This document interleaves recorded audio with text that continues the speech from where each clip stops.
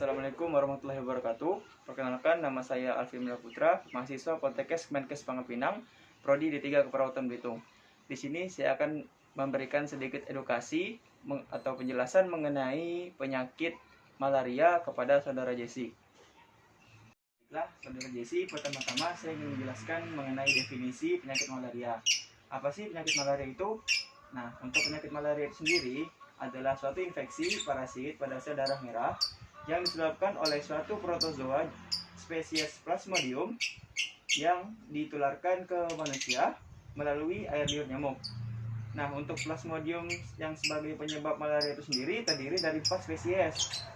Yang pertama ada Plasmodium vivax, yang kedua ada Plasmodium oval, yang ketiga ada Plasmodium falciparum, dan yang keempat ada Plasmodium malarias. Nah, lanjut kepada gejala dari penyakit malaria itu sendiri.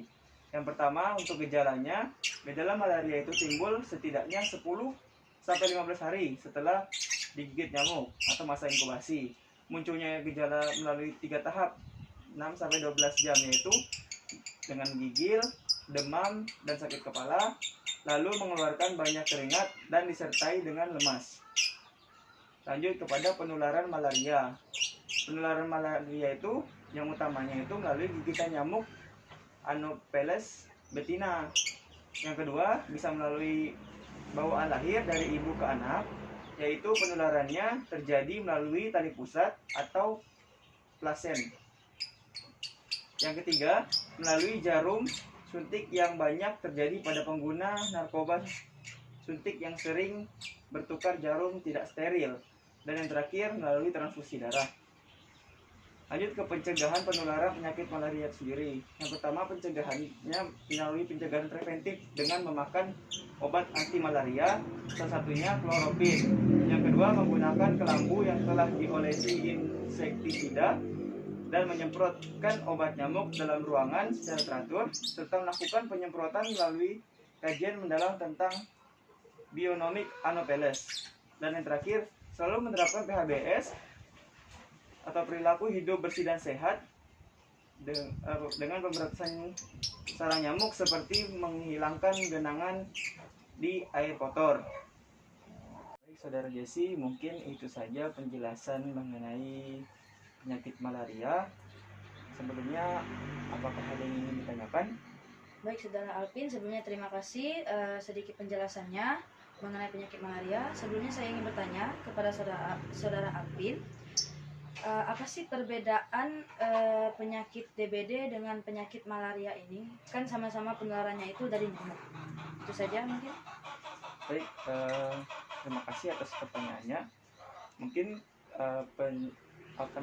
perbedaan mendasar dari antara malaria dengan demam berdarah itu dari nyamuknya. Karena kalau untuk penyakit demam berdarah itu sendiri disebabkan oleh air liur dari nyamuk Aedes aegypti, dan untuk penyakit malaria itu sendiri itu disebabkan oleh nyamuk Anopheles betina. Nah, selanjutnya perbedaannya itu jelas dari inkubasi atau proses terjadinya penyakit tersebut. Kalau untuk demam berdarah itu 4-5 hari setelah inkubasi, dan untuk malaria itu 10-15 hari setelah gigit oleh nyamuk. Mungkin itu saja mengenai pertanyaan Bu Jesse. Apakah ada yang ingin ditanyakan lagi? Sudah cukup. Terima kasih atas jawaban dari pertanyaan saya.